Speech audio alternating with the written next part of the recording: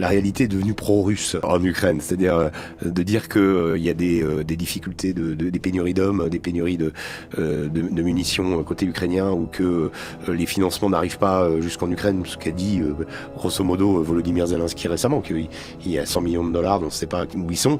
Il y a des sommes beaucoup plus importantes, je pense, qui n'ont pas été pour l'instant bien auditées. Et on ne sait pas exactement, et ça met en rage d'ailleurs Donald Trump. Et je pense qu'une partie du problème qu'il a avec Zelensky vient justement de cet aveu. Il y a tout un tas de choses qui se sont passées, mais le problème étant que quand on met l'accent là-dessus, on est considéré comme étant défaitiste. Donc comme en étant défaitiste pour l'Ukraine, on est forcément fatalement de l'autre côté. Le Donbass est quasiment conquis. La vraie question qu'il faut se poser, c'est qu'est-ce que feront 6 mois de plus de guerre? 6 mois de plus de guerre, ça va être, on va dire, allez, 500 km² repris par les Russes en plus, pour peut-être 50 000 bonhommes au tapis.